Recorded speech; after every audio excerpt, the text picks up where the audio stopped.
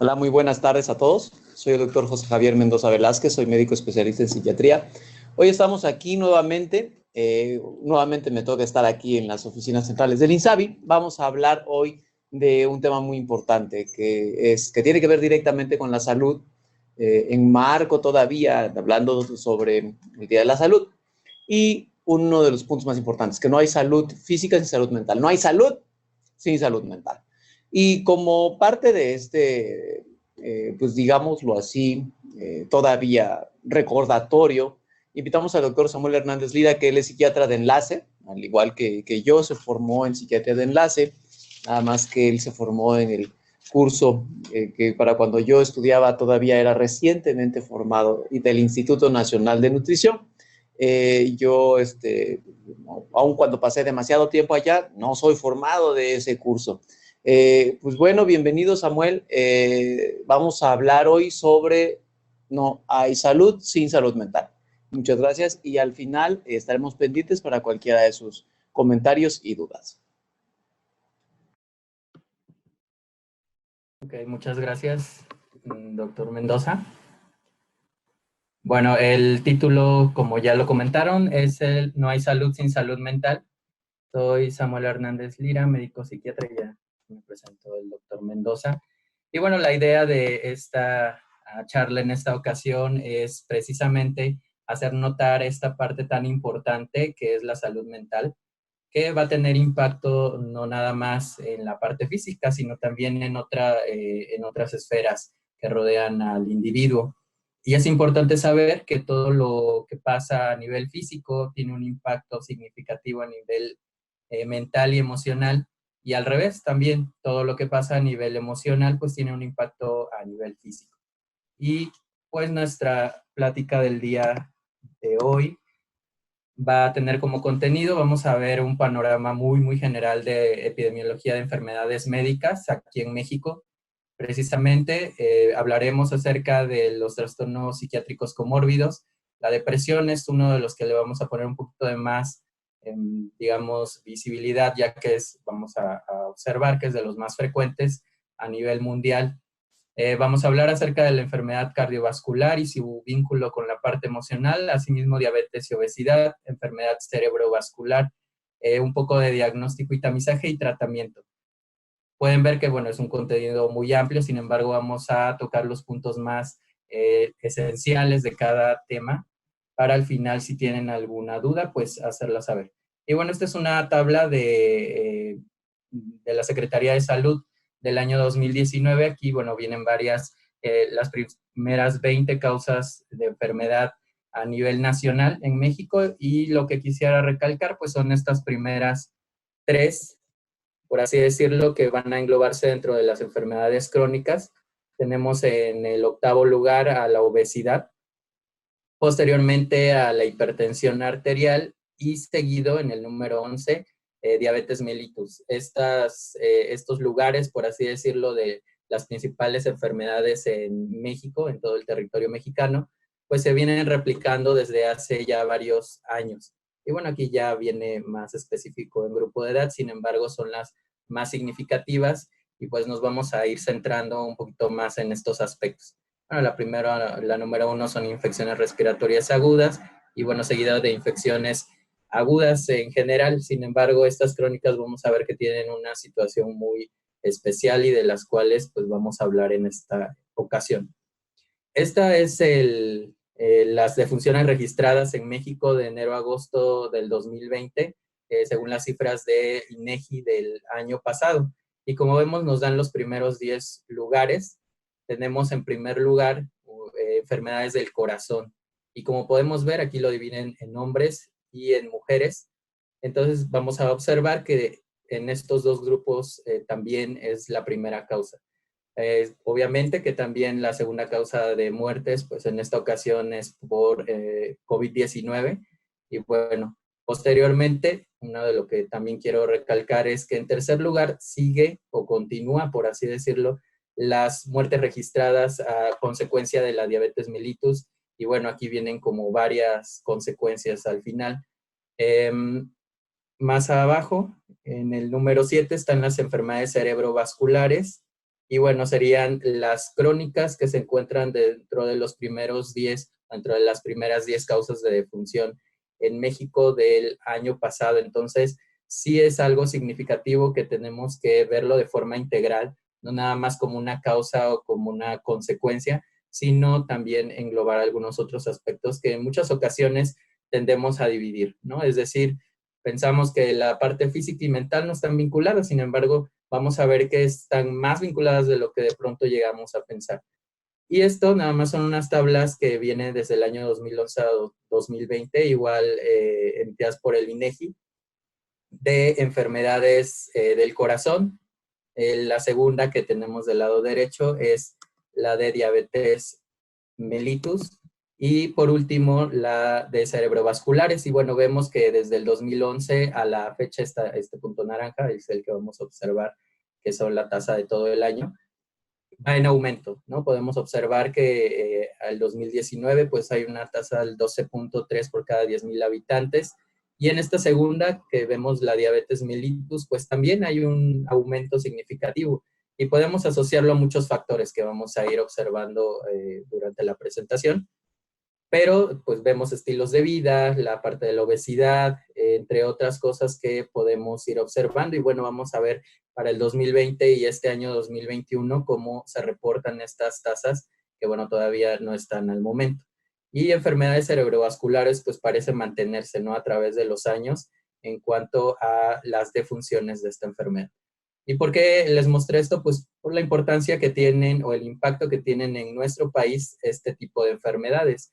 ¿Y cuáles van a ser estas enfermedades crónicas o cuál va a ser las principales? Pues por supuesto la diabetes mellitus tipo 2, la hipertensión arterial sistémica que entra dentro de las cardiovasculares, las enfermedades cerebrovascular, las enfermedades del corazón y la obesidad, que es donde nos vamos a centrar un poco más en esta ocasión.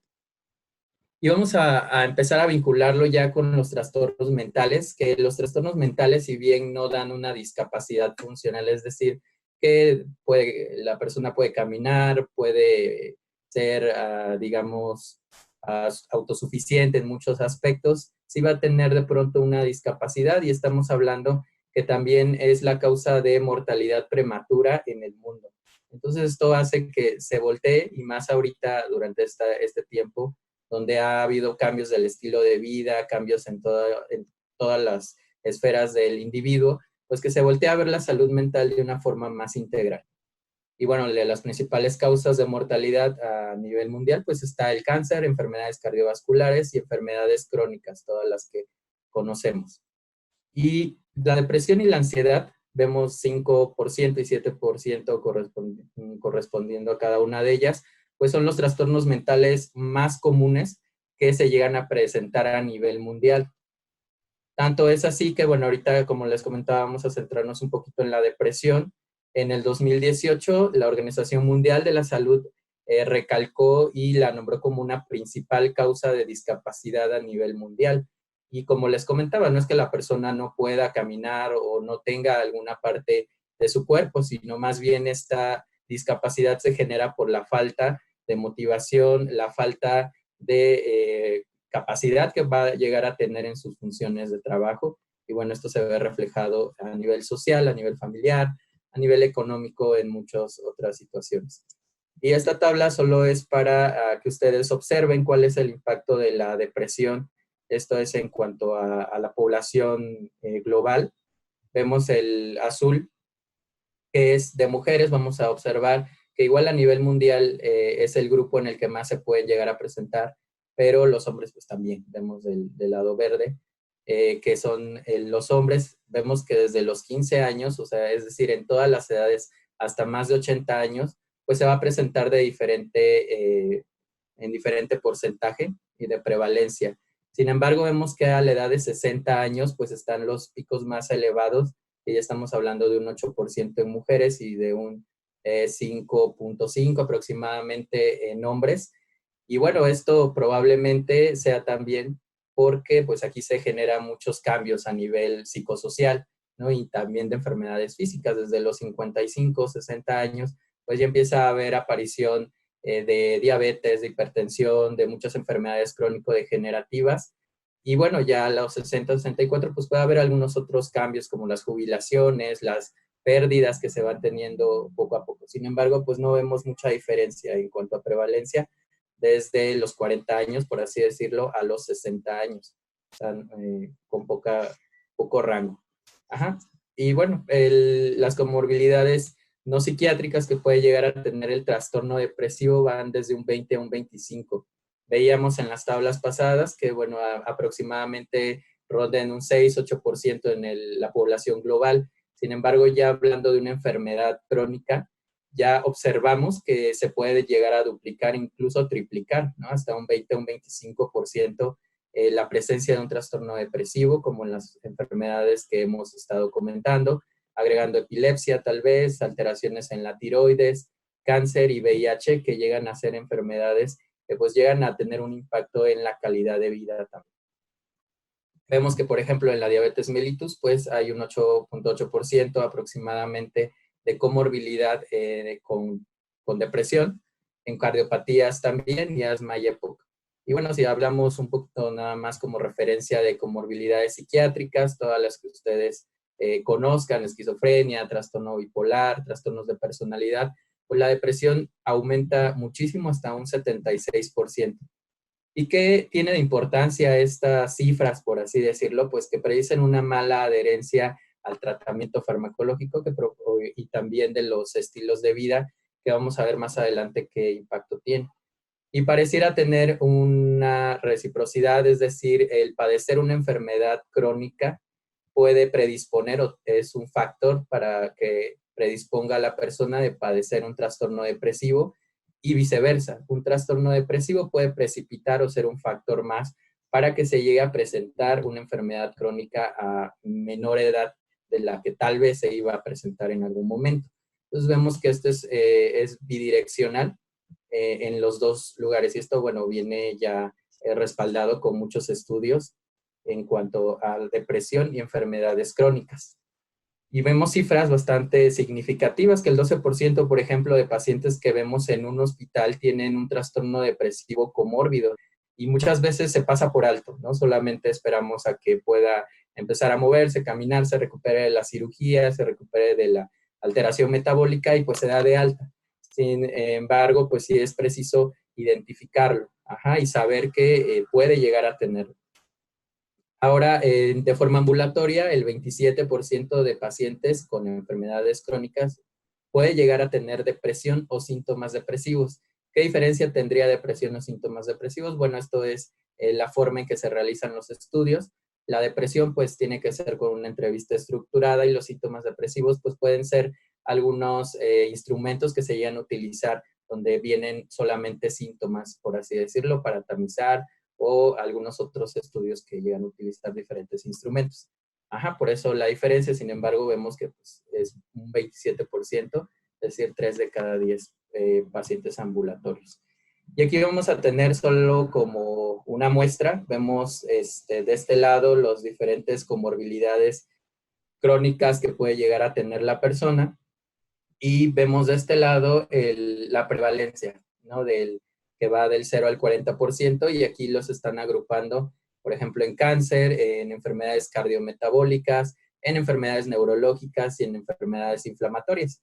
Y aquí vemos esto que es la población general, que como les comentaba va de un 3 a un 6%, aquí un promedio de 5%, comparado a, por ejemplo, infarto al miocardio, que vemos hasta un 30% de prevalencia, ¿no? Seguida, por ejemplo, acá de hipertensión y de diabetes mellitus tipo 2 en las cardiometabólicas. Entonces, vemos que sí hay enfermedades que se llegan a asociar en cuanto a las enfermedades crónicas a la depresión nada más. Por eso quería mostrarles este cuadro. En el ámbito neurológico, pues vamos a ver, por ejemplo, enfermedad de Parkinson, que son las más significativas, digamos que es como la más elevada en cuanto a los porcentajes de prevalencia y todas las otras que vemos, ¿no? Alzheimer, entre otras. Y las inflamatorias, bueno, aquí vemos la diabetes mellitus tipo 1, que también está asociada, sin embargo, aquí pues la depresión va a ser a edades un poco más tempranas, lupus, artritis reumatoide, psoriasis, etc. Pero bueno, vamos a centrarnos igual en las cardiometabólicas y neurológicas un poco más. Por supuesto, también el cáncer tiene una asociación significativa hacia la depresión. Y bueno, vamos a ver que, como les decía, esto es una relación bidireccional, o sea, la depresión puede ser un factor para enfermedades crónicas o bien la enfermedad crónica o alguna enfermedad física hacia la depresión. Y pues van a compartir causas, que vamos a ver igual, por ejemplo, algunas situaciones genéticas, algunos factores genéticos que se pueden llegar digamos, igualar, o algunos factores de riesgo que también pueden llegar a ser, por así decirlo, de parte de los dos. Y vamos a ver que va a tener un impacto a nivel de los hábitos en la dieta, si la persona fuma, si no hace ejercicio, si tiene una pobre adherencia al tratamiento, pues también va a haber un impacto significativo en la depresión y en la enfermedad. También tenemos que va a haber algunas alteraciones en la parte de la inflamación, en la parte neuroendocrina también. Y bueno, también los fármacos llegan a tener una situación bastante significativa, ya que la adherencia a los fármacos puede llegar a mejorar la enfermedad médica y al revés, ¿no? La adherencia a los fármacos de la enfermedad médica puede llegar a mejorar la depresión en ciertos puntos.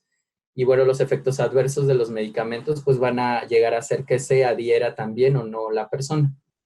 Y por otro lado, pues están otros, digamos, consecuencias que trae la comorbilidad de una enfermedad médica con la depresión, como pues es el retraimiento social, la limitación que llega a tener, el dolor, lesiones ya a nivel biológico o estructural cerebral, y bueno, entre otro tipo de situaciones que pueden llegar a presentarse. Y dentro de los factores psicológicos que vemos en la depresión, pues son varios, ¿no? Dentro de los estresantes agudos, pues primero es el diagnóstico. El sí recibir un diagnóstico de una enfermedad crónica, pues llega a ser un impacto en cualquier persona, aunque nosotros veamos y observemos a la persona muy tranquila o como que no le interesa tanto. Sin embargo, el estar en todo este protocolo de estudio que se llega a realizar para llegar a un diagnóstico de una enfermedad crónica, pues es bastante desgastante a nivel emocional.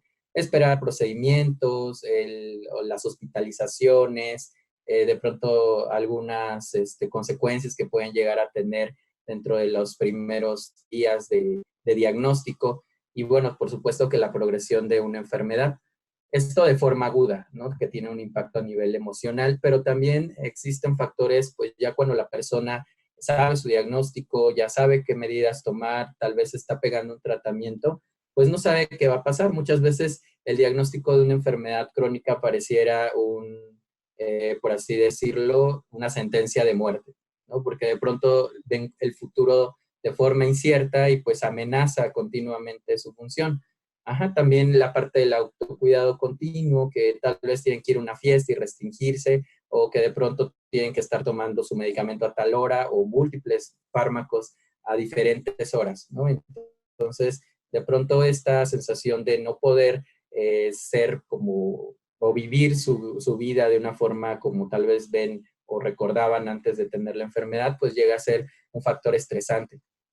Y por supuesto, pues el manejo de los síntomas, ¿no? Y la discapacidad que puede llegar a tener la enfermedad en sí, y los cambios en la apariencia, ¿no? Porque de pronto tal vez sea una persona que por sus características o sus rasgos de personalidad tiendan a ver o a darle un poquito de más importancia a esta apariencia física, y bueno, que de pronto le amputen alguna parte del cuerpo, que tenga una situación significativa distinta, pues puede llegar a tener un impacto muchísimo mayor al que tal vez tuvo en el diagnóstico, ¿no? Cuando le dijeron que era diabético, que vivía con diabetes, o que tenía hipertensión, o que tenía alguna otra enfermedad crónica. Y ahora vamos a ver que la importancia también a nivel de números, si lo quieren ver así, es que la depresión es 3 veces, más bien da un riesgo 3 veces mayor en el incumplimiento, y esto hablamos de adherencia. Obviamente que esto va a tener un gran impacto en el tratamiento médico y también en la morbilidad y en la mortalidad de la enfermedad.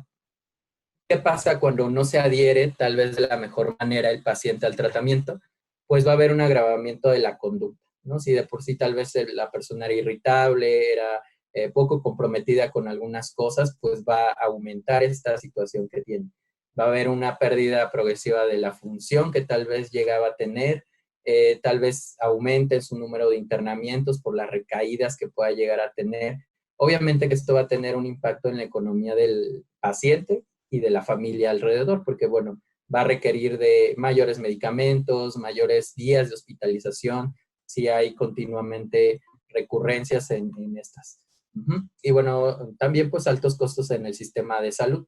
Entonces, bueno, tal vez al inicio solo requería algunos fármacos para regular la diabetes, pero posteriormente pues ya requiere insulina, posteriormente ya la diálisis, etcétera, ¿no? Entonces se va agravando la situación por la falta de adherencia al tratamiento y son cosas que tal vez no se ven en 1 o 2 meses, sino se van viendo progresivamente en los diferentes años. Entrando ya a la parte de enfermedades cardiovasculares, vamos a ver que estas engloban a la hipertensión arterial, a la enfermedad coronaria, dolor torácico e insuficiencia cardíaca. Y esta, ¿por qué va a ser importante que hablemos de las enfermedades cardiovasculares? Porque, bueno, es la principal causa de muerte en países occidentales, al final de cuentas. Ha habido un avance significativo, como nos hemos podido dar cuenta, en intervenciones tanto quirúrgicas o invasivas y no invasivas, en cuanto a la enfermedad coronaria, por ejemplo, ¿no? O en insuficiencia cardíaca. Ajá, que esto hace que aumente la sobrevida del paciente que presenta esta alteración. Sin embargo, esto no significa que pueda llegar a tener una mejor calidad de vida. De pronto a veces se centraba o nos centrábamos un poco más en que viviera, ¿no? Que, no sé, en lugar de 2, 3 años viviera 10. Sin embargo, ahorita todo se va enfocando hacia la calidad de vida también que pueda llegar a tener el paciente, y hablando de calidad de vida, la salud mental es primordial en esto. ¿Qué factores de riesgo vamos a ver asociados a las enfermedades cardiovasculares? Pues va a haber varios que ustedes ya conocen, como la hiperlipidemia, la obesidad, que en México pues no está por demás decir que somos de los países con mayores personas con obesidad. El tabaquismo, que es muy frecuente, que bueno, tanto el tabaquismo como el consumo de alcohol se ha normalizado en nuestra sociedad, y ahorita en la pandemia pues ha habido un aumento significativo del consumo de estas sustancias, de estas y otras, ¿no? Las que ya de por sí se llegaban a consumir por una persona. Entonces vamos a ver que la obesidad, la inactividad, ahorita el confinamiento, el distanciamiento social, pues ha impedido en muchas ocasiones que si iba a un gimnasio, si iba como a dar la vuelta, no sé, a caminar, o de pronto solo era de la casa al trabajo, pues se vea reducido, ¿no? Y si no implementamos algún plan de ejercicio dentro de casa, pues sí, obviamente que esta parte de obesidad va a ir en aumento cada vez más. Y si a esto le sumamos el consumo de alcohol y el tabaco por la ansiedad que genera el tal vez no visitar a quien estábamos acostumbrados o no vincularnos como acostumbrábamos, pues esto va a incrementar aún más el riesgo de presentar una enfermedad cardiovascular. La diabetes mellitus, pues también puede ser un factor, y pues los factores psicobiológicos, que vamos a centrarnos un poco más en estos más adelante. Como por ejemplo estados de ánimo o estados afectivos negativos, ¿no? La depresión, el enojo, la ansiedad, se ha visto que se ha relacionado mucho a que una persona pueda llegar a presentar una precipitación de algún evento cardiovascular al final de cuentas, ¿no? O sea, el continuo irritabilidad, el continuo enojo de una persona puede predisponer a que los niveles de tensión arterial se eleven, y de una forma crónica pues presentar de forma continua de hipertensión arterial, por así decirlo, ¿no? O que se precipite. Si tal vez esta persona iba a presentarlo a los 40, 50 años, pues se precipite a los 30, 35 años. Entonces, sí, estos estados de ánimo continuos no quiere decir que pues no podamos estar enojados en algún momento, ansiosos de pronto. Se refiere a los estados crónicos o continuos de esto, sin un manejo, por supuesto, que pueden precipitar estas enfermedades cardiovasculares. Los rasgos de personalidad, que también son importantes, porque bueno, de pronto esto va a determinar qué tanto una persona se puede adaptar a todos estos cambios, por ejemplo, que está viviendo en este momento, o qué tanto puede llegar a funcionar como antes funcionaba, a trabajar, pues, ver por su familia, a ver por los hijos, a ver por los hermanos, sus amigos, o no, ¿no? Entonces, estos rasgos de personalidad son bastante importantes, ¿no? Porque tal vez no todas las personas entraron en depresión en esta cuarentena, bueno, pues por algunos rasgos de personalidad y también algunos otros rasgos, no sé, algunos estados emocionales previos, en el momento, etc. Y también lo psicosocial, es decir, el estatus socioeconómico y una pobre red de apoyo, pues también va a predisponer a que se pueda llegar a presentar este tipo de enfermedades. Es tan importante, por así decirlo, la asociación que se ha llegado a tener entre la depresión y la enfermedad cardiovascular, que desde el año 2014 la Asociación Americana del Corazón pues solicita, o más bien en sus guías sugiere que haya una detección sistémica, ¿no? De la depresión, es decir, toda persona que tenga una enfermedad cardiovascular debe de llevar un tamizaje para detectar propositivamente si padece de depresión o también de ansiedad. 1 de cada 5 personas con alguna cardiopatía, sobre todo en el infarto al miocardio, va a tener criterios de depresión. Ajá, entonces, bueno, vemos que es bastante significativo porque es de las patologías, el infarto al miocardio, que más se han asociado a la depresión. La depresión pues también predispone o es 3 veces más frecuente en un paciente con infarto al miocardio que la población en general. Entonces estamos viendo que si, bueno, la población es del 6%, pues se eleva incluso hasta el 18%. Y claro que, bueno, la depresión en la hospitalización va a tener una situación más significativa porque puede ser o sea asociado a un riesgo de muerte en 6 meses posteriores. Entonces, sí vemos que es importante cuidar esta parte de la salud mental, detectarla a tiempo para poder incidir en algún tratamiento, en alguna intervención que pueda llegar a tener. Y existen síntomas, pues, muy, digamos, subclínicos, o sea, que no son tan fáciles o tan notables, hasta los síntomas, pues, significativos ya, ¿no? Estaríamos hablando de un trastorno depresivo mayor, donde ya tal vez haya ideas de muerte, haya algún intento suicida. Sin embargo, esto se puede prevenir si se detecta a tiempo, claro. ¿Qué va a ser la depresión? Bueno, a veces comentamos, ¿no? Bueno, es que me siento deprimido, o hoy amanecí deprimido, o ayer estaba deprimido, hoy ya me siento bien. Sin embargo, vamos a ver que la depresión es un trastorno en el cual, pues no nada más es un síntoma, ¿no? No nada más estar triste o estar llorando o estar lábil emocionalmente, sino vamos a ver que en cuanto a los criterios diagnósticos del DSM-5, que es digamos, una guía en la cual nos basamos los psiquiatras para el diagnóstico de enfermedades psiquiátricas, va a haber al menos cualquiera de estos dos síntomas la mayor parte del tiempo, al menos 2 semanas. Ajá, es decir, que sea algo continuo, no nada más un día, porque bueno, nos podemos pelear, podemos tener una llamada inesperada y bueno, tal vez 1 o 2 días nos sintamos mal, no queramos tal vez levantarnos tanto o no tengamos tanta hambre, pero pasado eso, pues regresamos a nuestras actividades.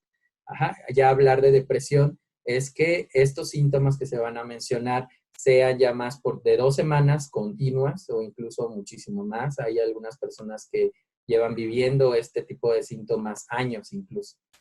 Y vamos a hablar del estado de ánimo triste y la anedonia o apatía. ¿A qué se refiere a anedonia? Pues es la insatisfacción o más bien la falta de satisfacción al realizar algunas actividades que antes pues generaban satisfacción, que generaban complacencia al realizarla. Ajá, puede ser que la persona lo realice todavía, que tenga que cocinar, que tenga que ir al trabajo, pero pues ya no lo disfrute como antes solía hacerlo, ¿no? O una indiferencia tal vez generalizada a todo lo que le sucede. O sea, tal vez el paciente llegue a comentarlo como que le da igual todo, ¿no? O sea, que no ve un futuro, pues, cierto, pero también no ve como ninguna motivación a su alrededor, a pesar de que no hay alguna situación significativa.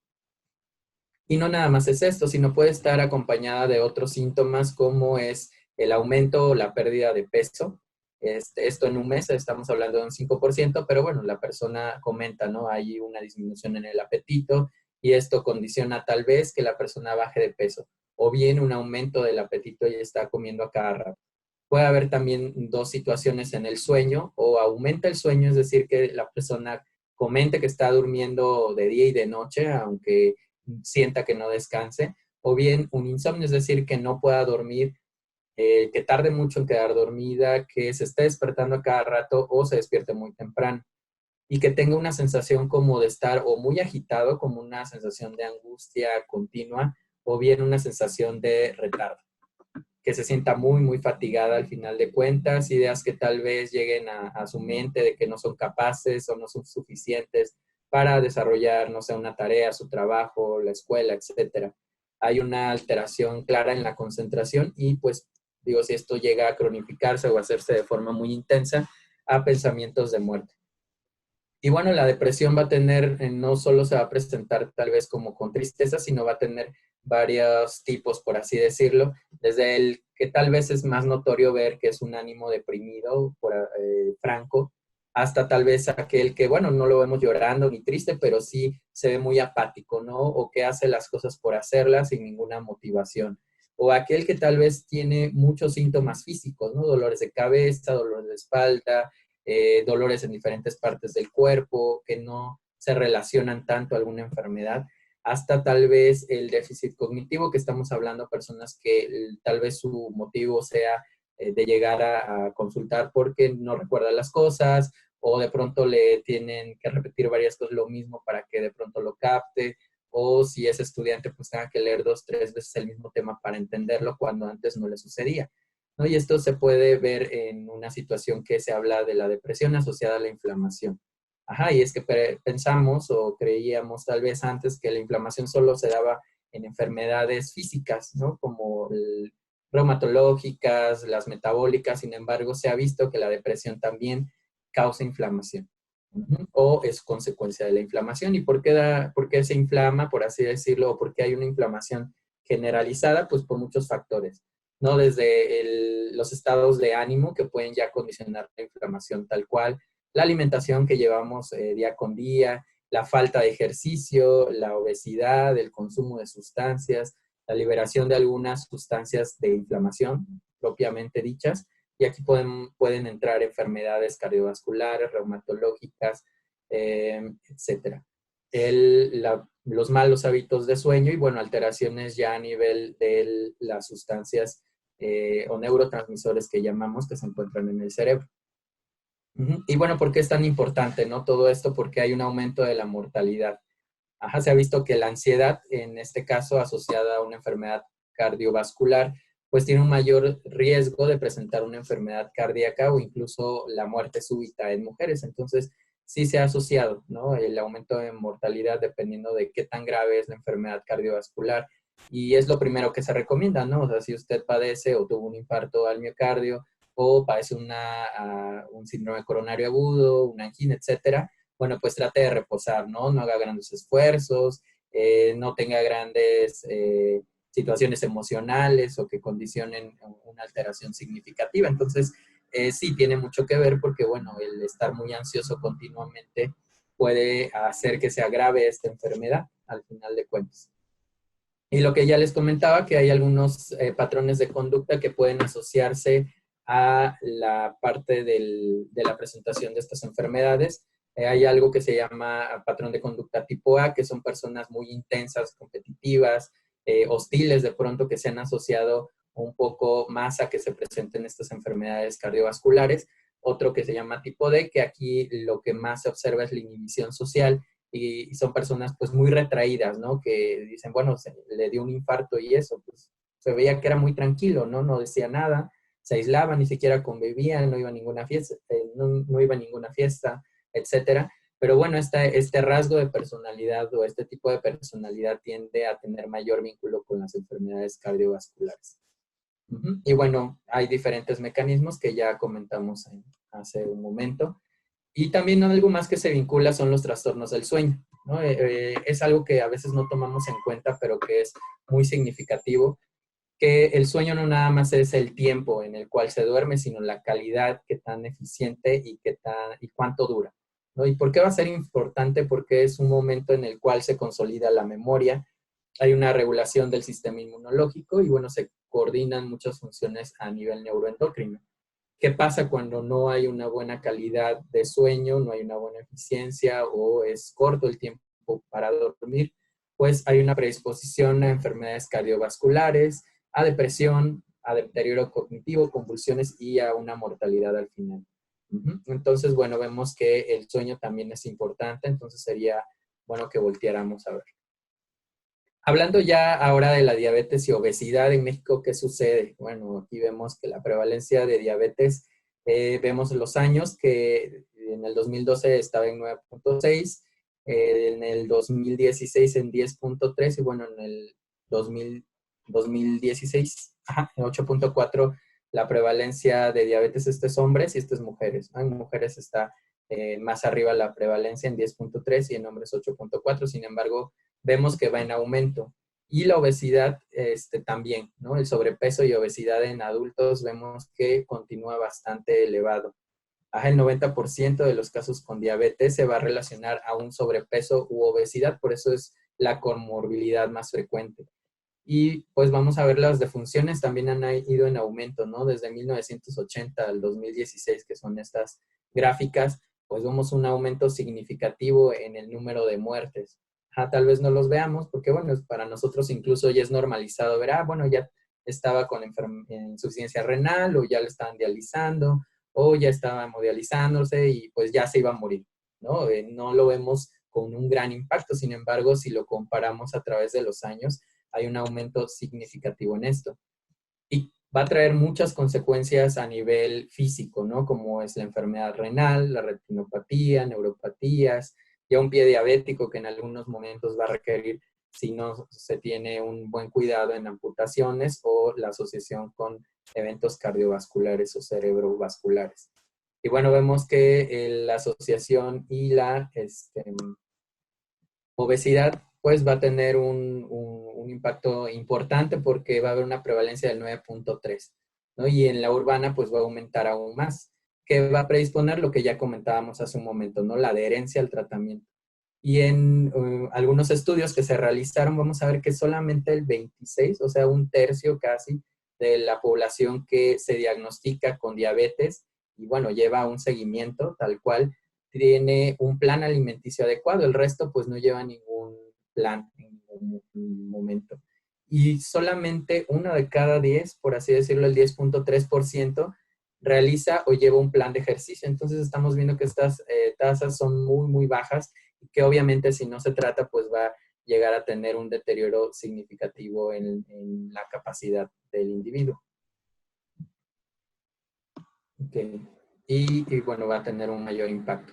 Tanto es este impacto que desde hace varios años ya las guías ADA, que son las que regulan todo lo que tiene que ver con diabetes, prescripción, diagnóstico, tratamiento, pues ya sugiere un examen físico, un examen dentro de su examen físico, por así decirlo, una evaluación o un tamizaje de depresión, ansiedad y desórdenes alimenticios. Y vemos que aquí desde la primera visita, las guías ADA de este año sugieren que se realice, ¿no? Que se realice el screening o la detección, el tamizaje para esto y tal vez a la visita anual, ¿no? Si no salió nada, pues obviamente no quiere decir que no pueda condicionar en un momento más adelante el que tenga, ¿no? O el que se precipite una situación emocional.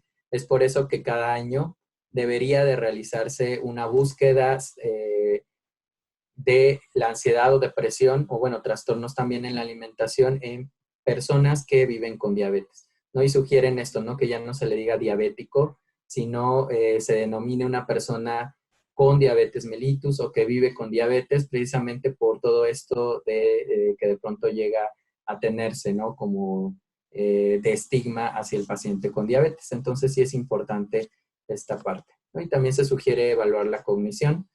La depresión y diabetes, bueno, es un poquito más arriba en mujeres que en hombres, pero bueno, vemos que está ahí asociado al final de cuentas. ¿Qué otros diagnósticos pueden llegar a tener las personas con diabetes mellitus tanto 1 o 2? Pues ansiedad generalizada, algo que se llama distimia, que es como una depresión crónica, diferentes fobias y bueno, la depresión obviamente, ¿no? Que serían las más significativas. ¿Y por qué sucede esto? Bueno, porque hay una incapacidad. ¿A qué se enfrenta el paciente que vive con diabetes? A una incapacidad, ¿no? Desde que le dan el diagnóstico, las restricciones alimenticias, los cuidados, el tratamiento que tiene, no sé, que tomar 2 o 3 veces al día, pues es algo que genera alteraciones en la motivación. Si ya se detectó en una edad, o más bien en algo ya más avanzado, pues puede ser que ya empiece a tener dolor, ¿no? El dolor neuropático, neuropatías, no sé, en cualquier situación. Y bueno, todo esto llega a hacer que la persona que vive con diabetes cree una sensación de desesperanza y una sensación de que, bueno, ya no hay como mucho que hacer por él o por ella, ¿no? Y tiende a, de pronto, a la depresión, al final de cuentas, y ser una enfermedad crónica que esto tenga que lidiar no solamente un día, sino de por vida, pues va a condicionar a que sea una de las mayores asociaciones en este tipo de pacientes. Ajá, y continuamente que llegue al médico y salga, señora, señor, pues mire, su glucosa está muy elevada, ¿qué pasó? Y bueno, ¿no? Crea una sensación de miedo incluso a llegar al médico, ¿no? Y que le pregunte siquiera cómo está su glucosa o se la midan en ese momento. Y vamos a ver que, bueno, incluso algo bastante significativo, que el 0.8% de muertes se asocian, o más bien de muertes se asocian al suicidio. Ajá, entonces sí vamos a ver que todas estas motivaciones o estas situaciones llevan digamos, a tener un impacto en el paciente que vive con diabetes. Y como factor independiente, pues la depresión llega a causar o está asociada a la obesidad, a que pues, si no tiene ganas de levantarse, pues no se va a mover, no va a tener un plan de ejercicio por más motivación externa que llegue a tener, va a haber un sedentarismo, su dieta pues no va a ser la más adecuada. Los problemas de depresión están muy asociados al consumo de alcohol y de tabaco. Entonces también, ¿no? Y como les comentaba, tanto la depresión como la diabetes tiene también una relación en rutas comunes, ¿no? Tanto metabólicas como neuroendocrinas. Los síntomas afectivos, la regulación de hormonas y el metabolismo de la glucosa, pues van a contribuir al estado de depresión y al revés. Uh-huh.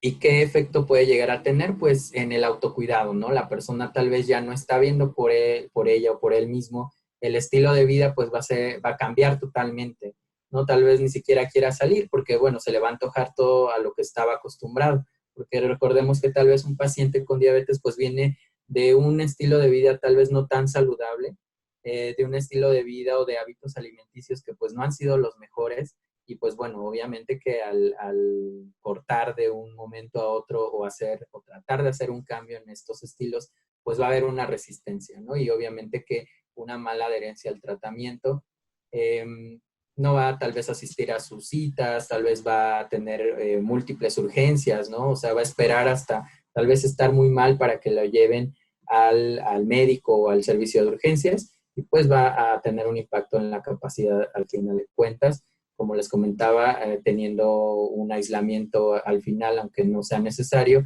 y pues relaciones interpersonales no tan adecuadas. Ha habido también un impacto en la parte del control glucémico. Vemos que niveles mayores de hemoglobina glucosilada se ha encontrado como predictor para una respuesta, una disminución de respuesta a antidepresivos o un peor curso de la depresión. ¿Cuándo se debe de canalizar a un servicio de psiquiatría o un psiquiatra? Cuando, bueno, haya una sospecha de un trastorno de la alimentación, cuando haya una mala adherencia al tratamiento terapéutico, cuando ya no se alcancen las metas de control. Veamos ya que la persona se descuida mucho a pesar de que tal vez sí tenga una buena red de apoyo social, cuando haya ya tal cual muchos síntomas evidentes de depresión o algo que sería una urgencia, pues sospecha de riesgo suicida. Uh-huh. Ahora, entrando a hablar de enfermedades cerebrovasculares, vamos a irnos un poquito ya más rápido, ya se nos acaba el tiempo. Las enfermedades cerebrovasculares se van a asociar a este tipo de trastornos emocionales que serían la depresión, la ansiedad, la fatiga, la apatía, alteraciones en la conducta. Y bueno, se ha asociado que el 30% de pacientes con alguna enfermedad cerebrovascular va a tener este tipo de situaciones. Y bueno, ¿por qué? ¿Por qué sucede? Bueno, en algunos estudios se ha descrito que a veces el área afectada tiene mucho que ver con la depresión, en este caso la arteria cerebral media izquierda, pues se ha asociado un poquito la lesión en esta área o la obstrucción más bien a un comportamiento depresivo, o si hay algún infarto en esta parte o en la parte izquierda, en el temporal izquierdo, también se ha asociado un poco más a que la persona puede estar más predispuesta a presentar depresión. Y bueno, no se ha visto nada más que es al momento, sino a través del tiempo, ¿no? A través de un año o más de seguimiento, pues sigue habiendo una situación.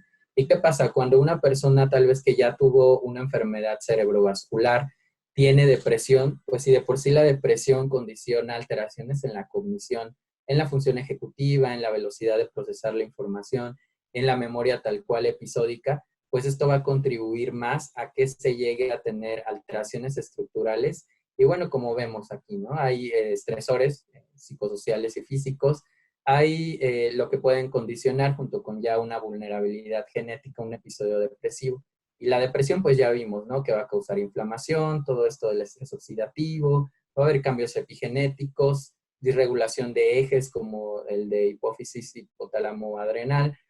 Y bueno, esto va a traer como consecuencia daños o va a inducir la apoptosis de células cerebrales, va a tener como pues mayor impacto en la vulnerabilidad a nuevos episodios. Sin embargo, el no tratar una depresión puede traer por consecuencia también de forma crónica un declive en la función cognitiva, ¿no? Y anormalidades estructurales, porque podríamos decir, bueno, una depresión, ¿no? Incluso se llegan a limitar 2, 3 meses, mejora sin tratamiento, sin nada, y sigue, ¿no? Y dentro de un año se vuelve a deprimir y vuelve a salir y continuamente se está deprimiendo sin una intervención. Bueno, esto de forma crónica puede llegar a traer algún declive en la función cognitiva, ¿no? Entonces sí es importante, y si de pronto ya es un paciente que tuvo un evento cerebrovascular, pues va a llegar a tener un mayor impacto la depresión en este tipo de personas.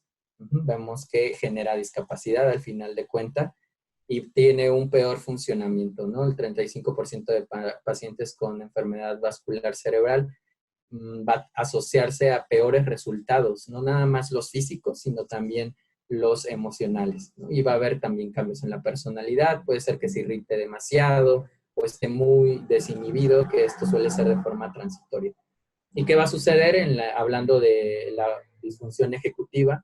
Pues el deterioro en las actividades de la vida diaria, ¿no? Va a condicionar también un desempleo, porque aparte de las limitaciones que pudiera ya tener como secuelas del evento vascular cerebral, limitaciones físicas, pues bueno, las emocionales van a llevarlo a que, aunque pueda ir con una prótesis, aunque pueda llegar tal vez con una silla de ruedas o otro instrumento que le pueda ayudar para desempeñarse, pues no lo va a hacer, ¿no? Y esto condiciona desempleo, por supuesto, falta de adherencia terapéutica, una función social pues muy, muy deficiente y bueno, mucho más, ¿no? Los antidepresivos que podamos llegar a dar a este punto, pues muchas veces no van a tener la misma eficacia que una persona que tal vez se atienda previamente.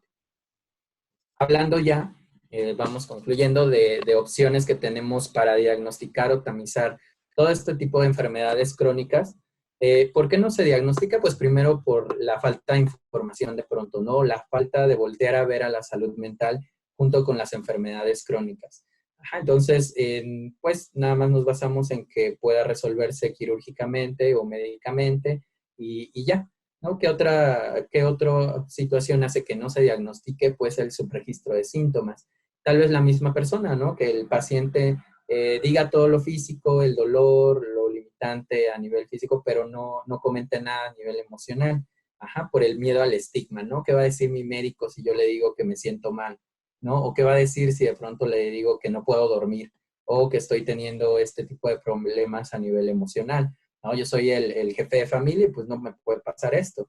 Entonces va a haber una dificultad también del mismo paciente en decir, bueno, yo creo que pues me han pasado muchas cosas, es esperado que esté así, pero de pronto se llega a normalizar este estado de ánimo que de pronto ya el paciente ese umbral de lo normal y lo patológico no lo llega a ver, ¿no? Entonces puede llegar a cronificarse y tener peores escenarios de resolución.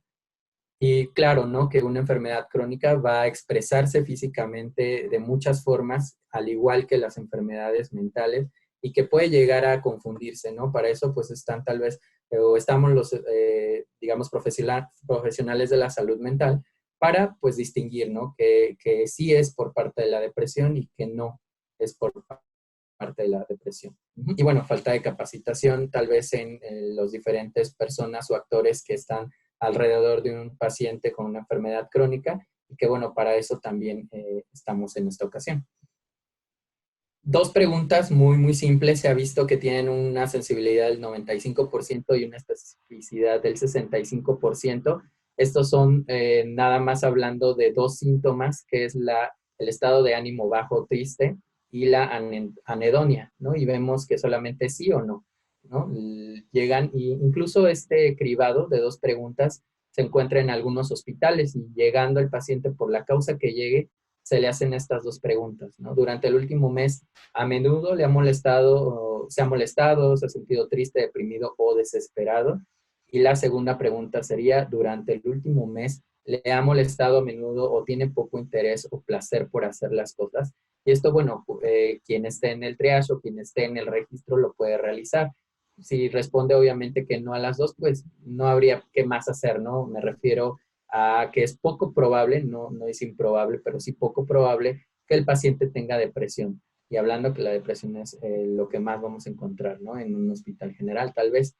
Si hay una respuesta afirmativa a alguna de estas dos preguntas, pues ya se realiza digamos, una entrevista un poquito más estructurada, bueno, no tal cual estructurada, pero sí un tamizaje a ese paciente nada más, ¿no? Y bueno, ya se llega al diagnóstico, si cumple con algunos criterios y se ofrece un tratamiento basado en evidencia. Pero vemos que son dos preguntas muy sencillas que no nos llevan más de 2 minutos hacerlas y que el paciente responda. ¿Y qué instrumentos se pueden utilizar? Estos instrumentos son tres, los únicos de los que vamos a hablar rápido, y estos los puede dar cualquiera de los profesionales de la salud, ya que es una escala o un autoinforme, o sea, se le da al paciente y el paciente mismo lo contesta, igual no va más allá de 5 o 10 minutos cada uno de ellos, y el primero es el HADS, que es una escala de 14 ítems, se puede usar en pacientes o está diseñada para pacientes con enfermedades médicas, porque de pronto todo esto que comentábamos, ¿no? La fatiga, los dolores, etcétera, puede llegar a ser secundario a la enfermedad física. Entonces, esta escala se basa más en los síntomas cognitivos y emocionales, ¿no? Entonces, tiene puntos de corte que van de 8 a 16 y, como les comentaba, no incluye síntomas somáticos. La escala PHQ-9, que es de la escala del paciente, tiene nada más 9 ítems, igual es autoinformado. Son los criterios del DSM-5 para episodio depresivo mayor. Y bueno, las escalas de corte van entre 5 y 10 al final de cuentas. Y por último, la GAT-7, que es una escala que se utiliza para tamizar. Todas estas son de tamizaje, ninguna es diagnóstica. Es para tamizar ansiedad generalizada. Ajá, entonces son 7 ítems. También está basada en puntajes del DSM-5. Y bueno, estos son escalas que se puede llegar a tener, por así decirlo, de una forma en urgencias o con cualquier paciente con alguna enfermedad crónica que lleguemos a tener y que nos puede ser de mucha utilidad. Y ya por último, ¿qué hacer y qué no hacer? Bueno, ¿qué podemos hacer, no? Tenemos que incluir a pacientes y familiares en la toma de decisiones, no hay que tener una orientación paternalista como tal vez estamos acostumbrados a hacerlo. Hay que discutir el tratamiento si tenemos duda con un equipo multidisciplinario.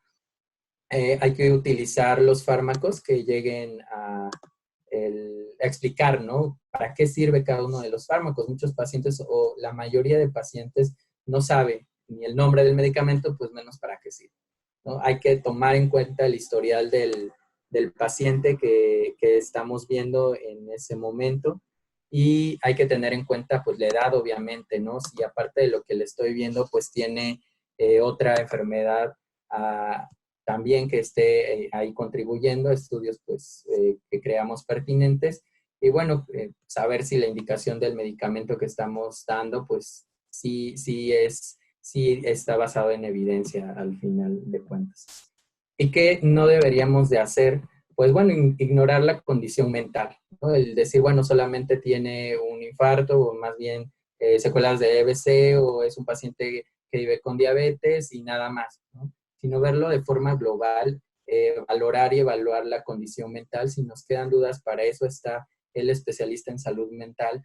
No ignorar la situación psicosocial del paciente, o sea, tal vez el mejor medicamento, pero tal vez no es posible al paciente comprarlo, ¿no? Entonces, tal vez el mejor diagnóstico con el mejor medicamento, pero pues no va a tener un seguimiento, ¿no? La polifarmacia, no, evitar dar benzodiazepinas o antidepresivos tricíclicos de primera instancia, no usar antipsicóticos todo el tiempo o que sea nuestra primera opción. Y bueno, no subestimar el impacto de la depresión en la calidad de vida del paciente. Entonces, bueno, ¿qué tenemos también que hacer? Pues psicoeducar, ¿no? Y asesorar tanto al paciente como a la familia. Regular y dar como alguna parte de técnicas en cuanto a la parte emocional. También aprender y resolver problemas que tienen que ver con el mismo paciente y pues dar intervenciones, ¿no? Esto es canalizado ya tal vez al área de la salud mental. Y, por supuesto, no olvidar las estrategias del autocuidado, siempre recordarlas, no asumir que el paciente, porque lo vemos en rangos terapéuticos o porque lo vemos en índices que deben de estar en metas, pues no hay que recordar, ¿no? El hacer ejercicio, el alimentarse bien, dormir bien, el estilo de vida y medidas para controlar el riesgo de una depresión grave, incluido también los pensamientos o las tendencias suicidas. Y por último, les quería comentar esto, se ha informado que los pacientes con enfermedades crónicas y depresión tienen una calidad de vida relacionada a la enfermedad médica más baja, por todo esto que ya hemos llegado a ver de forma integral, y que los pacientes con enfermedades crónicas pero sin depresión pues no llegan a tener, ¿no? Entonces sí vamos a ver que todas estas cuestiones a nivel emocional, como el título de nuestro tema, no hay salud sin salud mental. Y en conclusión, podemos decir que las enfermedades crónicas tienen una mayor asociación con los trastornos de ansiedad, depresión y alteraciones en el sueño. De las más comunes, pues tenemos la depresión y la ansiedad, que se asocian muchísimo a una baja adherencia al tratamiento. Hay una interferencia significativa, sí o sí, en la calidad de vida. Hay que tamizar, sí se debe de tamizar estos trastornos psiquiátricos, las diferentes asociaciones, tanto de Estados Unidos como mexicanas, lo sugieren en todos los pacientes, como vemos. Canalizar oportunamente a profesionales de salud mental y recordemos que es un abordaje integral y multidisciplinario, ¿sí? Es decir, si requerimos de alguien más, pues hay que tomarlo, el tanatólogo, el psicólogo, el psiquiatra, el nutriólogo, el especialista, ¿no? Entonces, es un trabajo multidisciplinario porque recordemos que no hay salud sin salud mental. No sé si alguno tenga algún comentario o alguna pregunta hasta el momento. No, muchas gracias, Samuel. Creo que independientemente de que de repente nos es complicado identificar exactamente cuáles son las necesidades de salud mental porque creemos que por alguna razón tenemos que tener un diagnóstico, ¿no? O sea, algún diagnóstico específico. También en las enfermedades crónico-degenerativas, por lo menos nuestro alcance, si bien tú ya nos mencionaste que aún con diagnóstico esto es un problema de salud pública grave. Aún a pesar de esto, hay muchos síntomas que ya dan como principios de problemas en la salud mental y que normalmente pasamos por alto.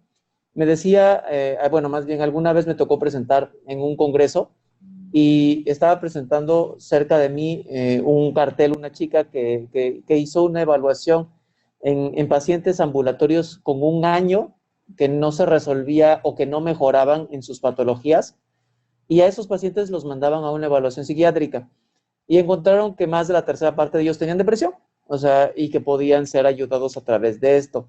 Creo que uno de los puntos, de manera particular, de decir no hay salud sin salud mental, no tiene que ver que todos debemos estar preocupados por la salud mental, sino que no vamos a alcanzar la salud si no consideramos la salud desde el punto de vista integral. Y esto implica considerar todas estas circunstancias que vimos en el contexto de la salud mental. Gracias, me pareció súper completa y súper clara tu exposición. Creo que nos ha abierto un poco la visión para todos aquellos que padezcan una enfermedad crónica o que tengan estos antecedentes, para empezar a conceptualizar la salud mental como una necesidad.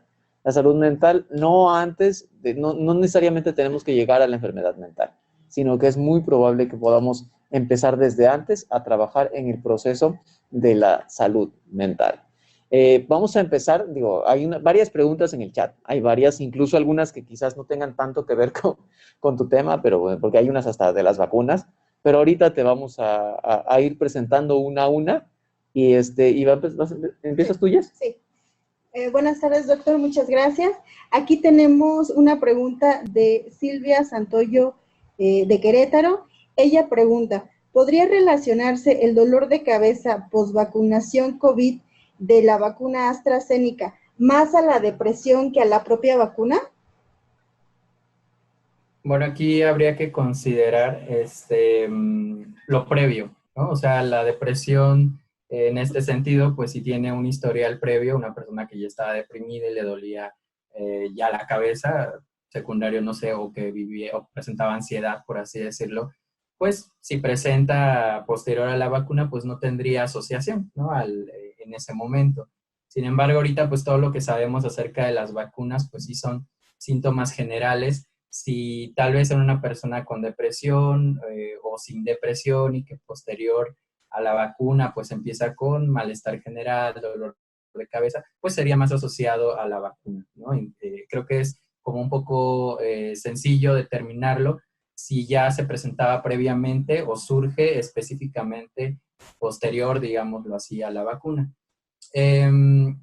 La depresión, pues sí da síntomas físicos, también puede condicionar dolores de cabeza, lo que les podría decir más que se asocia tal vez más a estados de ansiedad que de depresión, el dolor o los síntomas o manifestaciones físicas al final de cuentas.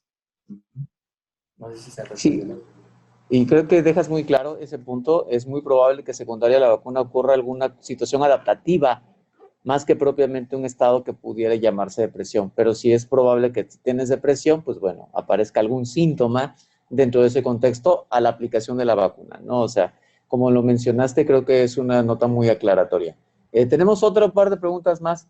Sí, aquí tenemos una pregunta del usuario admin que dice, doctor, muchas felicidades. En pacientes con alteraciones de depresión, ¿aconseja la realización de TAC o de resonancia magnética y con qué frecuencia?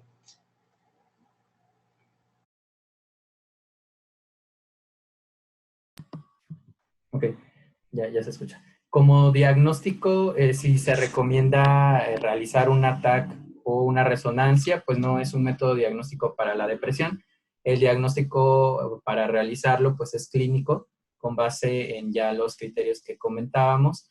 Si es porque estamos pensando en algún otro motivo, si tal vez es un paciente con una enfermedad cerebral vascular y ya le dimos un tratamiento para depresión y no mejora, pero aparte tiene otros síntomas que van más como con la apatía, más que con la tristeza, pues probablemente para descartar alguna alteración a nivel estructural pudiera funcionar una resonancia magnética, ¿no? Para ver que no sea alguna situación de estas. Pero como método diagnóstico para depresión, pues no. Y si la duda es si hay interferencia o se agrava la depresión o empeora o mejora con un método de imagen, pues tampoco. O sea, no hay ninguna relación para eso. Sino igual si hubiera un cambio súbito de conducta que pudiera confundirse con depresión, quizás ahí sí sería importante hacer alguna de estas intervenciones, pero no se le llamaría depresión, no propiamente, ¿no? Sería otra patología, que a veces se pueden confundir en el haber normal, algunos de estos síntomas con depresión, como tú bien mencionabas, apatía o algún cambio incluso hasta en el estado de conciencia, que me ha tocado decir, mira, tengo un paciente con mucha depresión, y llegas y está en delirium, ¿no? Y tú así como, ay, eso no es depresión, pero es que es porque de repente nos confundimos con que muchos de los pacientes que no tienen actividad o que están como postrados o que pareciera que no tienen contacto concreto con el medio, están cursando con depresión, ¿no? O sea, hay que lo que mencionas deja muy claro y a lo largo de la plática lo has dejado claro cuáles son los síntomas, ¿no? Que nos hacen sospechar depresión. Entonces, sí, creo que particularmente para esto nos queda ya suficientemente claro la necesidad o por qué no es necesario un diagnóstico de esta magnitud. Muchas gracias, doctor. Aquí tenemos otra pregunta del usuario Omar que dice, los sintomáticos de depresión en pacientes con enfermedades crónicas no transmisibles es solo la punta del iceberg. Las enfermedades crónicas no transmisibles dejan estragos en casi su totalidad. Sí, ahí no me quedó tan claro la duda, la pregunta. Pues más, comenta más, o sea, Es digo... un comentario, me parece. Sí, es un comentario que deja un poco más en claro el hecho de que no nada más es exclusivamente los estragos que hacen la salud mental. Yo creo que tiene que ver mucho con que la enfermedad crónica silentemente va dejando muchos impactos que podríamos haber previsto en muchas circunstancias. Uno de ellos es la salud mental. De manera particular, creo que nosotros nos enfocamos a esto porque son de los que más normalmente nos vamos acostumbrando. Hay una cosa con la depresión y la ansiedad que tienen en el contexto habitual, es que nos vamos acostumbrando a ellas. Y cuando nos damos cuenta, ya estamos acostumbrados a un nivel de estrés. Y pasan un par de años y ya estamos más estresados, pero ya nos vamos acostumbrando. Y de repente, no sé si les pasó, pero cuando llegó la pandemia y nos aislaron, nos quitaron de golpe algunos de nuestros factores y nos dimos cuenta que vivíamos muy estresados, ¿no? Y pues de repente no nos habíamos dado cuenta de las condiciones de vida que teníamos, ¿no? Creo que en mucho de esto es la razón por la cual hoy, de manera particular, queremos hacer énfasis en la relación que existe bidireccional, porque no necesariamente es que la enfermedad crónica cause enfermedad mental, sino que a veces algunas condiciones derivadas de un mal cuidado de la salud mental pueden terminar también en una enfermedad crónica. Y esta relación pues habla de la integralidad de la que nosotros hemos estado tratando de luchar desde el punto de vista de la salud mental, porque creo que este olvido sobre la salud mental también es realmente lo que vemos de enfermedad mental es la punta del iceberg sobre los verdaderos problemas de salud mental que existen. Muchas gracias, doctor. Aquí también tenemos otra pregunta de Rocío Mendoza que dice, ¿cuál es el fármaco de elección en depresión leve en adultos mayores hipertensos, doctor? Bueno, para el tratamiento de depresión se divide en depresión leve, moderada y severa, clásicamente. Para empezar a dar un psicofármaco, estaríamos hablando de depresión moderada y severa. Ajá, en depresión leve no está indicado dar, o de forma profiláctica, ¿no? Para decir, vamos a prevenir la depresión, le doy un antidepresivo, tampoco. Ajá, entonces, en ese sentido, bueno, y si estamos hablando ya de un paciente que tiene, bueno, de elección en una depresión leve, pues sería la psicoterapia, el acompañamiento psicológico, psicoterapéutico, para esta intervención, porque se puede llegar a autolimitar, por así decirlo.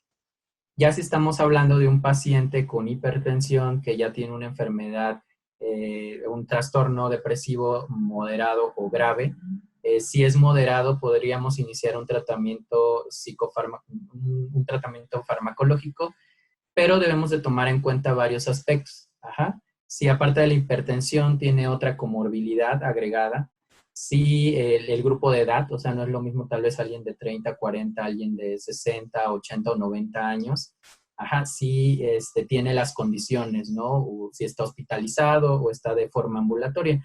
Hay que tomar en cuenta muchos aspectos precisamente para tomar como el mejor fármaco, por así decirlo, ¿no? No hay como uno indicado en su totalidad, porque hay que revisar hay que singularizarlo, por así decirlo. Para problemas cardiovasculares, probablemente de forma muy, muy general, se ha recomendado la sertralina, tal vez por los efectos que no llega a tener alteraciones a nivel del electrocardiograma, a nivel de cardíaco, arritmias, etcétera, pero como repito, ¿no? Si el paciente tiene determinada edad, tiene mayores comorbilidades, viene saliendo de terapia intensiva, pues no vamos a darle un antidepresivo porque lejos de ayudar, podemos complicarle más su situación médica en el momento. Ajá, y por otro lado, si estamos hablando de una depresión grave, ya con un intento suicida o ya alguna situación de ideas de muerte o desesperanza muy, muy marcadas, ahí se pudiera ya sugerir el internamiento también dependiendo de que si su condición médica está estable o no.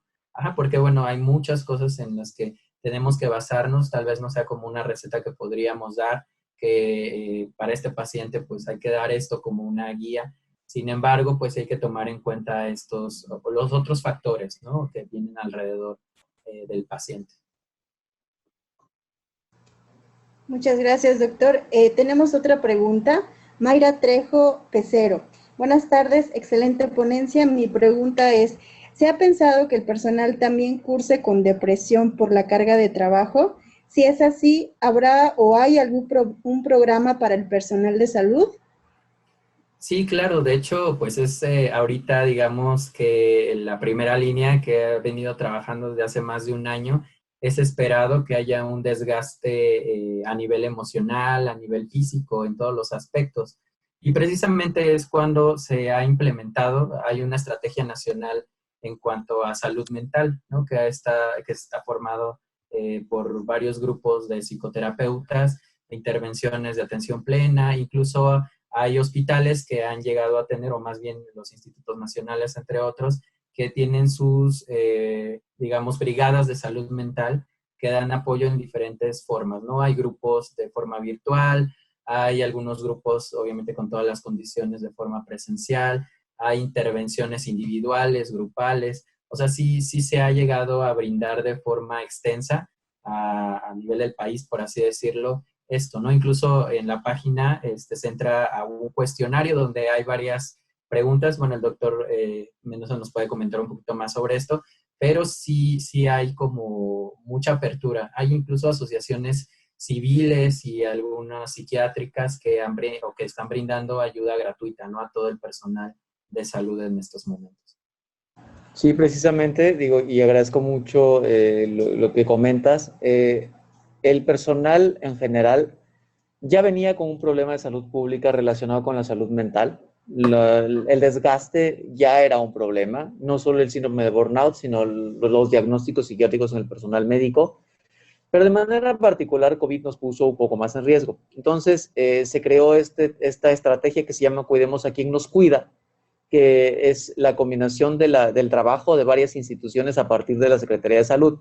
En este caso fue el Instituto Nacional de Psiquiatría, el Instituto Nacional de Nutrición y el Hospital Psiquiátrico Fray Bernardino Álvarez, que realizan esta estrategia, ¿no? Les pido igualmente, digo, pueden buscar ahí Cuidemos a quien nos cuida en el Instituto Nacional de Psiquiatría o a través del tamizaje COVID que hicimos en comunión con la Universidad Nacional Autónoma de México, que está en misalud.unam.mx/COVID-19.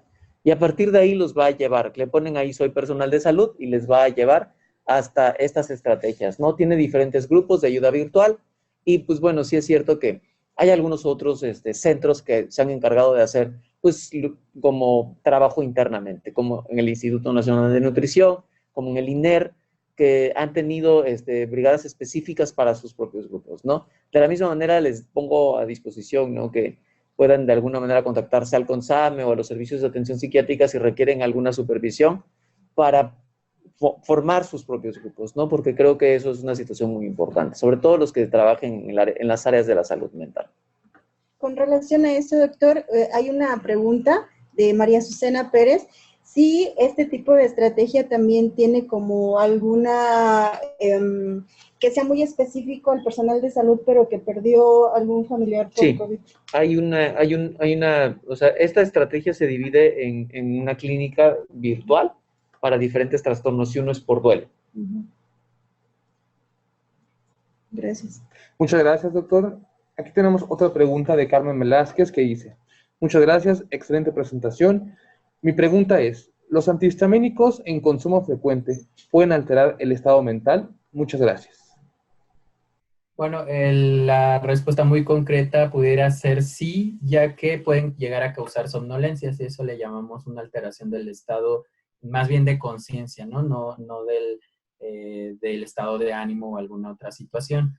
Ajá, incluso en psiquiatría utilizamos algunos antihistamínicos como inductores del sueño, tanto en población infantil como en población adulta, que nos pueden ayudar por sus efectos sedantes, por así decirlo, a inducir o a disminuir la ansiedad. Ajá, son fármacos que pues no son controlados. Obviamente que no cualquier antihistamínico en general, pero sí pueden llegar a tener, por así decirlo, un efecto en la parte de disminución de ansiedad o en la parte de sueño. Después de eso, pues realmente pues no hay como que puedan causar alguna otra situación significativa o que pudieran, por ejemplo, causar depresión o que pudieran causar ansiedad o que causen dependencia si se está utilizando para ansiedad o tolerancia o alguna otra situación. Ajá, de forma ambulatoria, pues no. ¿No? Y bueno, los antihistamínicos, si son de forma crónica, pues seguramente también ha de tener una enfermedad, ¿no? Crónica el paciente. Ajá, pero como tal, no pudiera ocasionar más que esta parte, ¿no? De disminución de ansiedad y el sueño. Gracias, doctor. Aquí tenemos otra pregunta de Norma Mejía.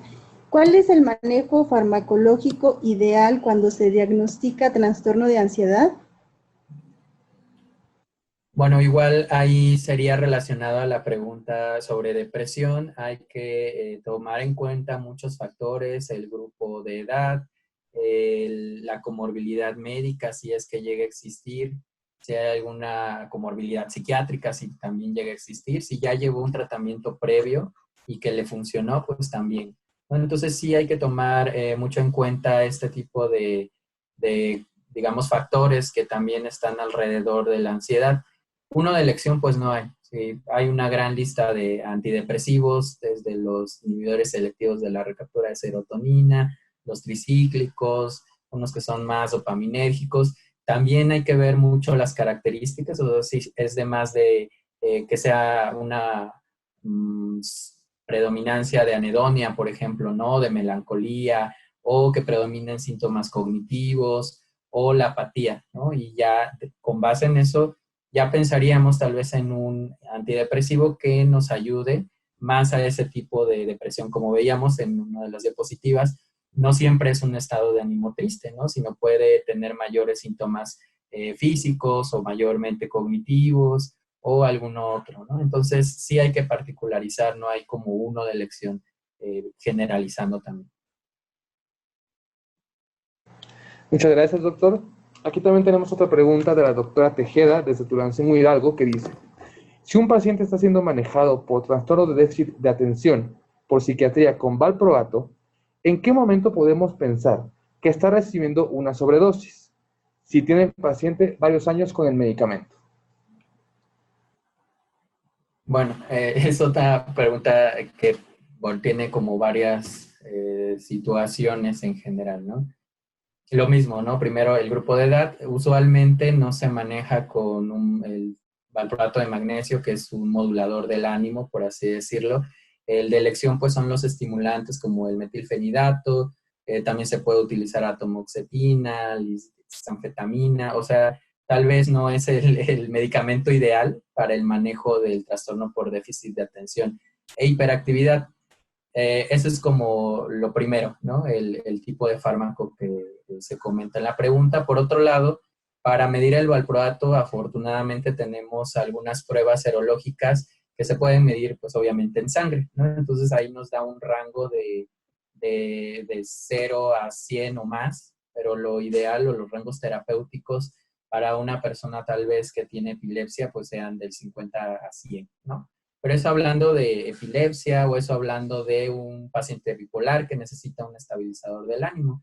En el caso de un paciente con TDA, pues no es como lo ideal, ¿no? O es el medicamento indicado para tratarlo.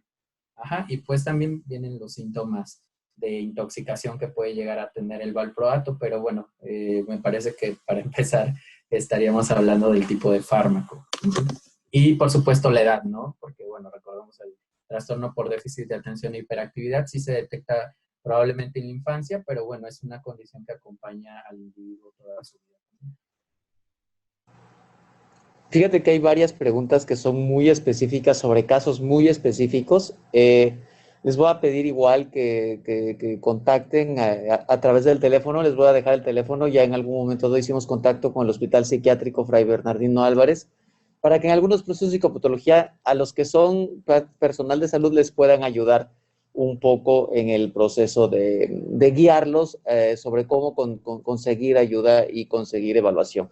Porque sí, son casos muy específicos, ¿no? O sea, la suma de condiciones hace que en verdad necesitemos un especialista. Cuando estamos hablando de cuál es el fármaco en específico para algo tan específico, es porque ese paciente necesita un especialista. Entonces, creo que para esos casos en específico, insisto, hay que contactar, por ejemplo, al Hospital Psiquiátrico Fray Bernardino Álvarez o a alguno de los institutos nacionales, ¿no? La ventaja es que el Hospital Psiquiátrico aceptó dar algunas tutorías por teléfono y también hay algunas tutorías para personal que parten del mismo hospital o de los servicios de atención psiquiátrica. Entonces, igualmente pueden contactarse con las redes de los servicios de atención psiquiátrica o ahorita en un instante les dejo el número que nos dio el Hospital Psiquiátrico para este tipo de llamadas. ¿Queda otra llamada? Son comentarios. Hay varios comentarios. Ahorita queremos hacerte llegar a algunos. Sí, Alfredo comenta, doctor Samuel, lo felicito por su excelente ponencia. Es una realidad, sin salud mental no hay salud integral. También comenta Lilia Lemus, muchas gracias por tan importante información. Felicidades, doctor. Jessica García Santos, felicidades por su excelente ponencia. Saludos desde Salamanca. Y así como estos comentarios, muchos otros en el chat, doctor, donde le dan las gracias y lo felicitan por su ponencia. Muchas gracias también de manera particular desde aquí, desde el INSABI en la Ciudad de México. Es un honor tenerte por primera vez aquí, esperemos volverte a tener. Creo que es importante que los profesionales hablemos cara a cara con la gente que necesita escuchar sobre salud mental, con otros profesionales que probablemente nunca habían tenido la oportunidad de hablar sobre salud mental. Y sobre todo para nosotros, creo que es un buen momento para posicionar la salud mental dentro de las necesidades del país. No solo sin salud mental no hay salud, sino tampoco hay desarrollo. Entonces creo que es muy importante para el desarrollo de nuestras potencialidades y el logro de nuestros objetivos conservar la salud mental.